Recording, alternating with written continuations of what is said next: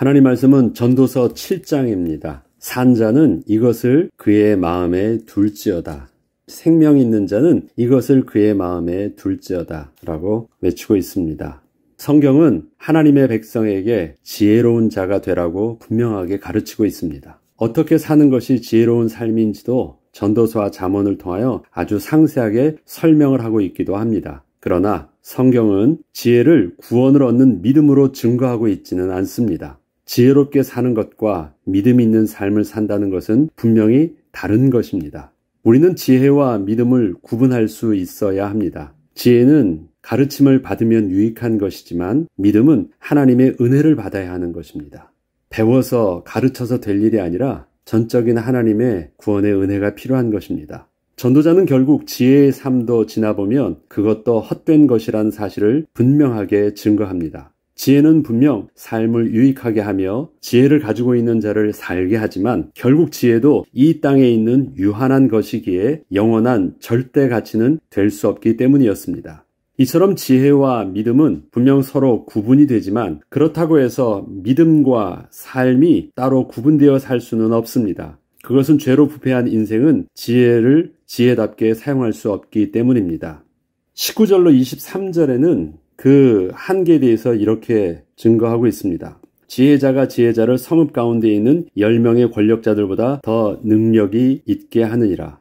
이것은 무슨 말입니까? 한 사람의 지혜가 10명의 권력자들보다 강력한 그 힘을 나타낼 수 있는 비밀이 있다고 합니다. 그런데 선을 행하고 전혀 죄를 범하지 아니하는 의인은 세상에 없기 때문이라고 또 그 다음에 바로 말하고 있습니다. 무슨 말입니까? 아무리 지혜를 가지고 있어서 선을 행한다 할지라도 그에 가지고 있는 인간의 본래의 모습은 뭐예요? 죄성 있는 인간이란 그 한계를 명확하게 말하고 있습니다. 뛰어난 지혜를 가지고 있는 자도 결국 그 안에 있는 죄성은 그가 하나님 앞에서 올바르게 의인으로 살 수 없는 한계를 가지고 있음을 분명하게 말하고 있는 것입니다. 또한 사람들이 하는 모든 말에 내 마음을 두지 말라. 그리하면 내 종이 너를 저주하는 것을 듣지 아니하리라. 너도 가끔 사람을 저주하였다는 것을 내 마음도 알고 있느니라. 이게 사람의 죄성에 대한 부분들을 겉과 속이 다른 것을 분명하게 말하고 있습니다. 지혜가 있다라는 것은 믿음이 있거나 구원을 얻었다는 사람, 의롭거나 하나님 앞에서 올바른 사람이라는 개념하고는 분명히 다른 것입니다. 솔로몬은 그것을 분명히 알고 자기는 좀 다르게 해보려고 이렇게 해보려고 했대요. 그것이 뭐냐면 내가 이 모든 것을 지혜로 시험하며 스스로 이르기를 내가 지혜자가 되리라 하였으나 지혜가 나를 멀리하였도다. 뭐예요? 나는 사람의 죄성을 알기 때문에 이것을 지혜를 가지고 극복해보려고 했는데 자신도 여전히 그 한계를 벗어나지 못했대요. 지혜가 나를 멀리하였대요. 그것은 그 다음에 더 설명하겠습니다. 솔로몬은 이러한 인간의 죄성을 어느 정도 지혜를 가지고 통제를 해보려 했었다고 합니다. 그러나 자신도 그렇게 지혜롭게 살지 못했다고 합니다. 지혜가 자신을 멀리했다는 것이었습니다. 죄로 부패한 인간의 문제는 지혜를 모르는 문제가 아니라 그렇게 살 수 없는 문제였던 것입니다. 자기가 깨닫고 자기가 가르쳤는데 자기는 그렇게 못했어요. 몰라서 못하고 있는 것이 아니라 그렇게 못한대요. 이런 말 있죠. 물건을 훔치면 나쁜 일이야. 그런데 나 하고 싶어. 그러면 어떤 거예요? 무지의 문제가 아닌 거거든요. 그 마음과 생각을 따로 놓는 거예요. 왜 그렇습니까? 인간에 가지고 있는 죄성 때문에 그렇습니다. 근데 그 죄성은 성경은 분명히 본질상 진노의 자녀이기 때문에 그렇다는 것입니다. 그 안에 분명히 주인이 따로 있기 때문이래요. 하나님을 떠난 인간은 그 안에 마귀가 주인 노릇하고 있기 때문에 마귀의 종 노릇하는 인간은 그렇게 죄의 한계 속에서 벗어날 수 없음을 분명히 성경은 고발하고 있습니다. 하나님을 떠나 내가 왕되어 잘 사는 인생도 분명 어느 정도는 지혜롭게 살 수 있습니다. 그것은 어느 정도 배움으로 가능한 부분이 있기 때문입니다. 그러나 본질상 진노의 자녀에게 속해 있어 허물과 죄로 죽어있는 인생에게 있어서 그 지혜는 결국 하나님을 대적하는 삶을 살게 할 뿐입니다. 지혜는 도구에 불과합니다. 그 지혜가 누구의 손에 들려있느냐에 따라서 지혜는 하나님 앞에서 생명의 가치를 발휘하기도 하고 영원한 형벌의 저주를 얻게 하기도 하는 것입니다. 이 때문에 솔로몬은 전도자가 되어 지혜를 얻기 위한 가장 좋은 방법을 오늘 본문을 통해서 가르쳐주고 있습니다. 그것은 모든 지혜의 근원을 얻게 하는 것입니다. 만물의 이치를 깨달으면 지혜를 얻을 수 있는 줄 알았어요. 그러나 만물의 이치보다도 그 이치를 창조하신 그 배후에 하나님을 먼저 하는 것이 진정한 지혜의 근원임을 그가 비로소 깨닫게 된 것입니다. 전도서 7장 1절로 4절은 그래서 이렇게 고백합니다. 좋은 이름이 기름보다 낫다.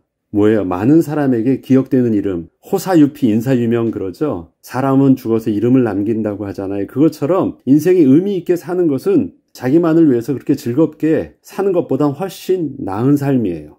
죽는 날이 출생하는 날보다 낫다. 초상집에 가는 것이 잔치집에 가는 것보다 나으니 모든 사람의 끝이 이와 같이 됨이라. 결국 우리들도 그런 것을 보면서 인생의 끝을 볼 수 있다라는 것, 그것을 자꾸 스스로가 인식한다라는 것은요, 사람들에게는 굉장히 유익한 것이래요. 산자는 이것을 그의 마음에 둘지어다. 우리의 산자의 삶도 영원하지 않다는 것을 계속해서 그 초상집에 가면 죽는 것을 보면 계속해서 인식할 수 있기 때문에 그것이 지혜롭게 하는데 굉장히 중요하다는 것입니다. 슬픔이 웃음보다 나음은 얼굴에 근심하는 것이 마음에 유익하기 때문에 그렇다라고 합니다. 그것이 오히려 우리를 더 겸손하게 하고 깊게 해서 마음에 허무하지 않게 하고 당황스럽지 않게 하고 불안하지 않게 하고 스스로를 차분하게 한대요. 아주 마음에 유익하다고 합니다. 지혜자의 마음은 초상집에 있으되 우매한 자의 마음은 혼인집에 있느니라. 여기서 좋은 이름, 죽는 날, 초상집 이러한 단어들은 모두 인생에는 끝이 있다는 것을 분명하게 말해주는 단어입니다. 이는 영원하신 하나님과 대비되는 단어들입니다. 전도자 솔로몬은 이런 단어들이 비록 모든 사람이 생각하기도 싫어하는 단어들이고 그 일들이지만 이와 같이 의도적으로라도 사람의 끝을 보고자 노력하는 것이 지혜를 얻는 방법이라는 것이었습니다. 영원하신 하나님을 인식하게 될 때 유한한 자신의 인생을 이렇게 정확하게 볼 수 있기 때문이었습니다. 결국 솔로몬이 전도서를 통해서 계속 반복해서 사용하고 있는 헛되고 헛되다는 그 표현은 단지 자신이 살아온 인생을 후회한다는 의미만을 전달하고자 한 것은 아니었습니다. 아무리 이 땅에서 옳게 살아왔다 하더라도 그것이 영원할 수 있는 것은 아니다라는 것을 그렇게 전하고자 한 것이었고 영원하신 하나님을 바라볼 수 있도록 한 것이었습니다. 만약에 이것을 우리가 오해하여 잘못 받아들이면 우리는 솔로몬의 실수를 반면교사 삼아 나는 그렇게 헛된 인생을 살지 않아야 하겠다는 다짐만을 하게 됩니다. 그런데 솔로몬이 헛되다고 하는 그 일들에 대하여 그 반대 입장을 우리가 취하면 그것이 헛되지 않은 인생을 사는 방법은 아닌 것입니다. 솔로몬이 헛되다고 하는 것은 이 땅에는 절대 진리, 절대 가치가 존재하지 않는다는 것을 말하고자 한 것이었지 자신이 발견치 못했던 새로운 진리를 또다시 가르쳐주고자 한 것은 아니었습니다. 아무리 이 땅에서 의롭고 지혜로운 것이라 할지라도 그것도 유한하다는 의미에서는 결국 헛되다는 것을 그렇게 증거한 것이었습니다. 잘못된 후회하는 삶을 산 것만이 헛된 것이 아니라 많은 사람들에게 칭찬받을 만한 의미 있게 살았던 삶도 영원하신 하나님과 비교할 때는 헛된 것이라는 것입니다. 그래서 그것에 대해서 그 다음에 결론적으로 증거하고 있는데 그 뒤에 더 계속하도록 하겠습니다. 결국 전도서를 통해서 지혜자였던 솔로몬이 전도자가 되어 말하고 있는 지혜는 이전에 말하던 지혜와 다른 것이 아니었습니다. 전도자는 지혜를 부정하지 않습니다. 그러나 이제는 그 지혜의 한계를 분명하게 알게 한 것이었습니다. 11절로 12절에 보면 지혜는 유산같이 아름답고 햇빛을 보는 자에게 유익이 되도다. 지혜의 그늘 아래 있음은 돈의 그늘 아래 있음과 같으나 지혜에 관한 지식이 더 유익함은 지혜가 그 지혜 있는 자를 살리기 때문이니라. 이 땅에서 지혜 있는 삶을 사는 것은요, 우리가 마땅히 배우고 그렇게 살도록 노력해야 돼요. 그러면 그것에 대한 유익이 분명히 있어요. 이것을 가르쳐야 하는 것이고 배워야 하는 것이에요. 그러나 그것에 절대적 가치를 두어서는 안 되는 것, 이렇게 말합니다. 그렇기 때문에 전도자는 다음으로 지혜를 대하는 올바른 방법을 제시합니다. 지혜는 분명 삶을 유익하게 하는 것이지만 그 지혜는 거룩하신 하나님을 아는 지식과는 분명 구분이 되어야 한다는 것입니다. 결국 지혜자가 아무리 세상의 이치를 다 깨달았다 할지라도 지혜가 영원하신 하나님을 알지 못한다면 헛된 것이고 인간의 지혜가 하나님의 주권적 섭리를 거스릴 수 있는 것은 아니다라는 것이었습니다. 그래서 그는 이렇게 솔직하게 고백을 합니다. 11절로 14절에 보면 하나님께서 행하시는 일을 보라. 하나님께서 굳게 하신 것을 누가 능히 곧게 하겠느냐. 형통한 날에는 기뻐하고 곤고한 날에는 되돌아보아라. 이 두 가지를 하나님이 병행하게 하사 사람이 그의 장래를 능히 헤아려 알지 못하게 하셨느니라. 이것은 사실 그 앞에서도 이미 말했던 내용이죠. 범사의 때와 기한이 있게 하셨던 그 일들, 그것을 통해서 하나님께서 영혼을 사모하는 마음을 얻게 하시려고 하셨다는 것이에요. 솔로몬은 인생의 그 희노애락의 문제를 자기가 깊이 묵상하고 이치를 깨닫고 고민해서 연구해서 인생의 고통을 없애려고 노력을 했어요. 그리고 인생에 갑작스럽게 닥치는 그 불행의 문제를 어떻게 해서든지 막아보려고 했습니다. 그래서 지혜를 얻고자 했어요. 그러나 그것은 그렇게 얻을 수 있는 것이 아니래요. 하나님이 이 두 가지를 일정하지 않게, 이치라는 것은 어떠한 원리가 있잖아요. 근데 인생에 일어나는 우리의 사건과 문제들은 그런 이치로 분석할 수 있는 원리가 없다는 것이에요. 왜라고 했을 때 합리적인 이유를 딱 들어주면 그 다음에는 그 문제를 대처할 수 있는데 답이 없어요. 그런데 알고 보니까 그것은 하나님이 일부러 그렇게 하신 것이래요. 만물을 이치 있게 창조하시고 그렇게 멋지게 운행하게 하셨던 하나님께서 우리의 삶을 그렇게 이해할 수 있도록 해놓지 않으셨대요. 일부러 그렇게 하셨대요.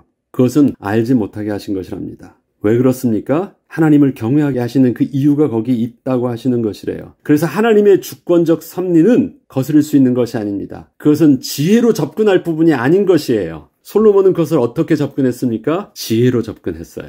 지혜를 가지고 이 답을 얻으려고 했어요. 그런데 점점 깨닫게 된 것이 있습니다. 지혜를 통해서 하나님께서 자기에게 맡겨주시고 감당해야 될 일들과 그 다음에 지혜를 통해서 하나님을 깨달아야 하는 것들, 그것을 구분하게 된 것이, 그게 명확해진 거예요. 이전엔 잘 몰라서 자기가 너무너무 힘들어했는데, 이처럼 지혜는 만물의 이치를 따르는 것이라 가르침을 받는 것이 아주 유익합니다. 그러나 하나님을 믿는 믿음은 그렇게 스스로 지혜를 얻듯이 배우는 것이 아니라 하나님을 경외함 속에서 오는 말씀의 순종함이 필요합니다. 순종한다라는 것은요, 권위자가 말씀하실 때 그렇게 받아들이는 것입니다. 내가 이해하고 납득하고 그렇게 받아들이고 이런 말이 아닙니다. 하나님의 주권 앞에 무릎을 꿇는 것입니다. 우리가 복음이라고 일컫는 그 믿음은 단순히 이 땅에서 잘 사는 비결을 가르쳐주는 것이 아닙니다. 거룩하신 하나님을 만나는 비밀이고 하나님의 말씀에 불순종함으로 하나님을 떠나 하나님의 형상을 잃은 죄인된 인간이 다시 하나님의 창조하신 모습으로 회복하여 거룩하신 하나님과 다시 연합의 축복을 누리는 영적인 비밀인 것입니다.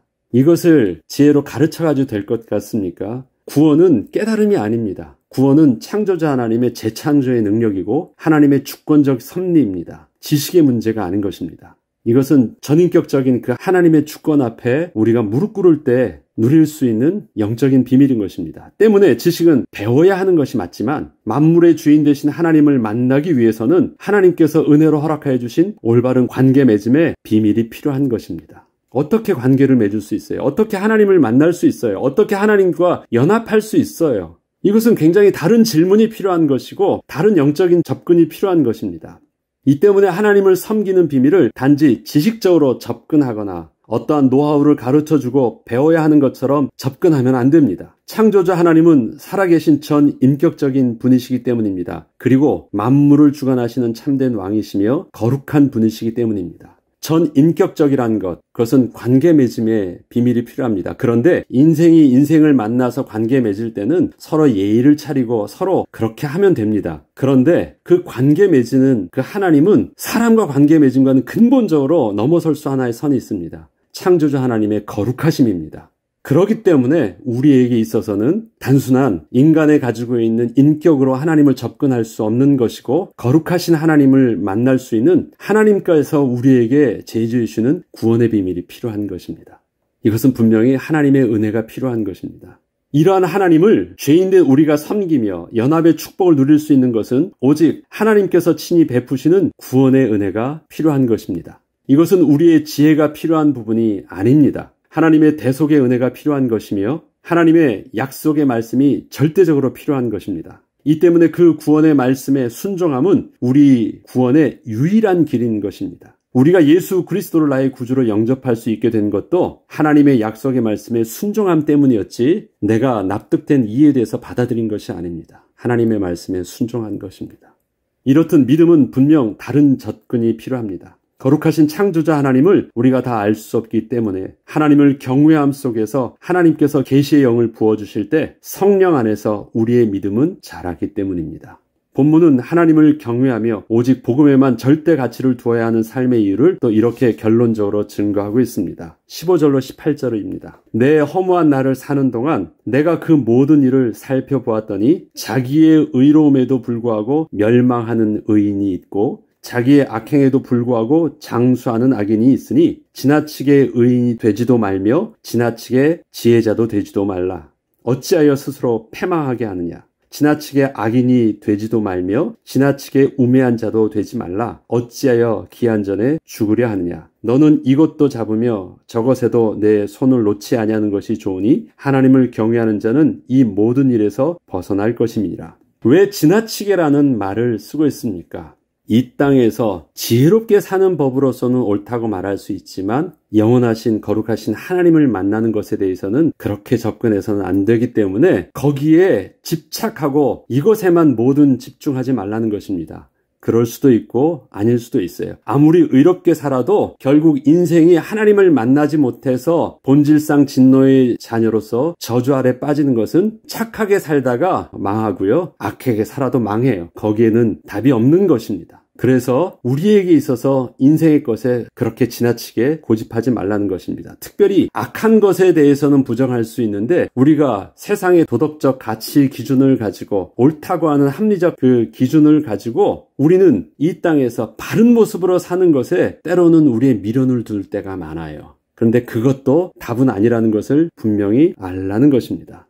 그래서 또 다른 법을 가르쳐주는 것이 바로 하나님을 경외하는 자는 이 모든 일에 대해서 벗어날 것입니다. 거기에 절대 가치를 두지 않고 절대 가치 대신 하나님께 집중하게 되면 진짜 이 땅에서 지혜가 우리에게 열매 맺는 답으로 오게 될 것을 말하고 있는 것입니다. 이처럼 거룩하신 하나님을 인식하는 삶, 반드시 영원하신 하나님 앞에 설 것을 잊지 않고 사는 자에게는 이 땅의 것에 절대 가치를 두지 않습니다. 가치를 두지 않는다는 것이 아닙니다. 절대 가치를 두지 않는 것입니다. 이는 이 땅의 것이 필요 없다는 것이 아니라 주어진 삶의 시간표를 내게 능력 주시는 자 안에서 누릴 뿐 그것 자체에 마음을 둔 삶을 살지 않는다는 것입니다. 때로는 또 가난에 처할 수도 있고 부에 처할 수도 있습니다. 심을 때가 있으면 거둘 때가 있게도 하십니다. 죽일 때가 있으면 치료할 때도 있게 하십니다. 그것은 우리에게 영혼을 사모하게 하시는 하나님의 은혜의 시간표로 내게 능력 주시는 자 안에서 내가 모든 것을 할 수 있다 고백한 바울의 고백처럼 그렇게 하나님을 경외함 속에서 누리면 되는 것입니다.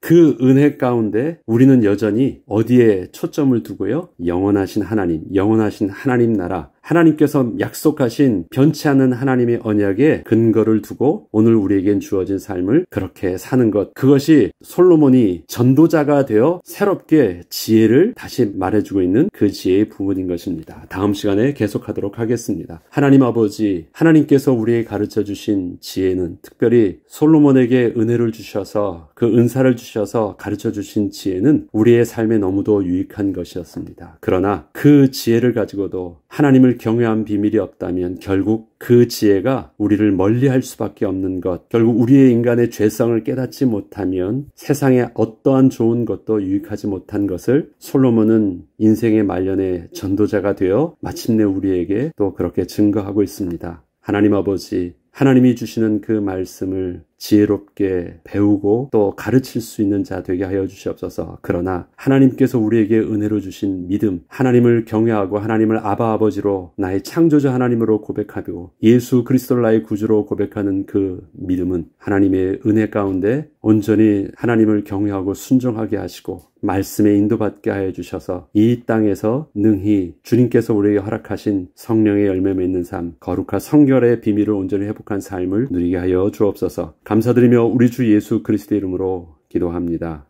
아멘.